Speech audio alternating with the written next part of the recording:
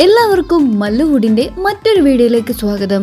മർദാനി 3, bazooka, ഇന്ന് സ്വന്തം പുണ്യാളൻ എന്നീ സിനിമകളുടെ അപ്ഡേറ്റ്സ് ആണ് ഇന്ന് നമ്മൾ നോക്കാൻ പോകുന്നത്. ആദ്യത്തെ അപ്ഡേറ്റ് മർദാനി 3 എന്ന സിനിമയെ പറ്റിയാണ്.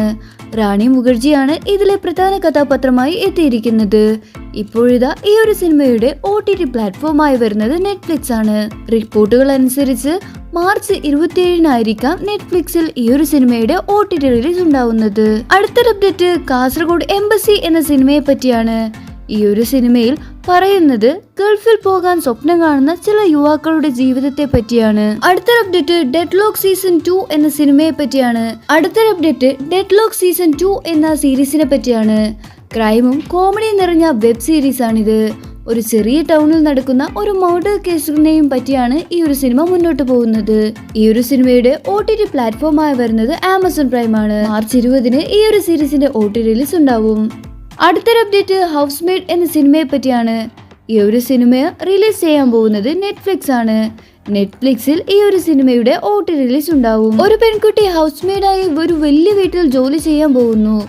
ആദ്യമൊക്കെ നോർമലായി തോന്നുന്നെങ്കിലും പിന്നീട് ആ ഒരു വീട്ടിലെ രഹസ്യങ്ങൾ അവൾക്ക് മനസ്സിലാവുന്നു. ഒരു ഫിയർ സസ്പെൻസ് ട്വിസ്റ്റ് നിറഞ്ഞ ഒരു സിനിമയാണിത്. മാർച്ച് 19-ന് നെറ്റ്ഫ്ലിക്സിൽ ഈ ഒരു സിനിമയുടെ OTT റിലീസ് ഉണ്ടാവും. അടുത്തൊരു അപ്ഡേറ്റ് ചിരയ്യ എന്ന ഇമോഷണൽ ഡ്രാമ സിനിമയെ പറ്റിയാണ്. ഒരു സ്ത്രീയുടെ ജീവിത പോരാട്ടം, സൊസൈറ്റിയിലെ പ്രശ്നങ്ങൾ, റിലേഷൻസ്, ഇമോഷൻസ് എന്നിവയെ പറ്റിയാണ് ഈ ഒരു സിനിമയിൽ പറയുന്നത്. ചിരയ്യ എന്നതൊരു പക്ഷി എന്നാണ് അർത്ഥം. സ്വാതന്ത്ര്യം, ജീവിതം, സ്ത്രീകൾ എന്നിവയെ പറ്റിയാണ് ഈ ഒരു സിനിമയുടെ ഹെഡിങ് തന്നെ പറയുന്നത്.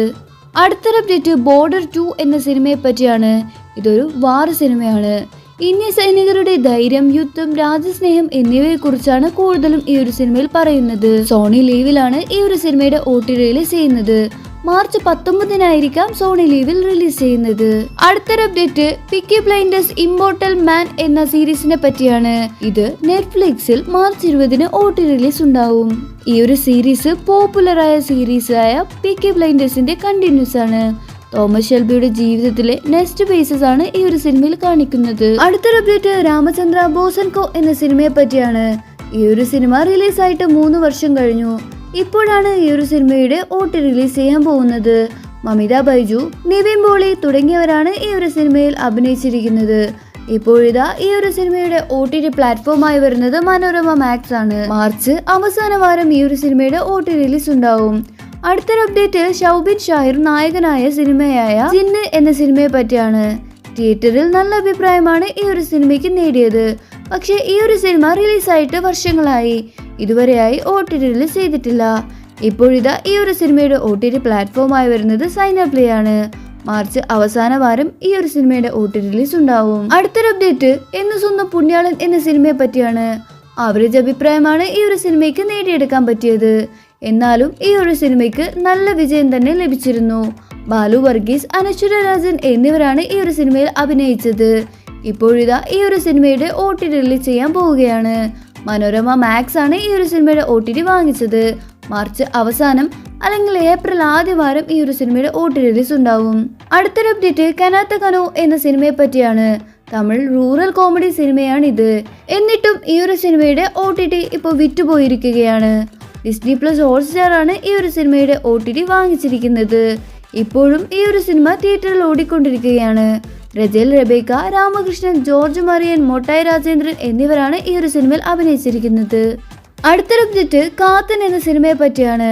ഈ ഒരു സിനിമയിൽ അഭിനയിച്ചിരിക്കുന്നത് വിജയ് സേതുപതിയാണ്. ഈ ഒരു സിനിമ ഗ്രാമീണ ആക്ഷൻ ഡ്രാമ സീരീസ് ആയാണ് വന്നിരിക്കുന്നത്. സിനിമ റിലീസായ സമയത്ത് തന്നെ ഈ ഒരു സിനിമയുടെ OTT പ്ലാറ്റ്ഫോമായി വന്നിരിക്കുന്നത് ജിയോ പ്ലസ് ഹോട്ട്സ്റ്റാർ ആണ്. മാർച്ച് 27-ന് ജിയോ പ്ലസ് ഹോട്ട്സ്റ്റാറിൽ കാത്താൻ എന്ന സിനിമയുടെ OTT റിലീസ് ഉണ്ടാവുന്നതാണ്. അവസാനത്തെ അപ്ഡേറ്റ് വിലായത്ത് ബുദ്ധ എന്ന സിനിമയെ പറ്റിയാണ്. തിയേറ്ററിൽ പരാജയപ്പെട്ട സിനിമയാണ് ഇത്. പക്ഷേ നല്ല ഹൈപ്പിലാണ് സിനിമ വന്നത്.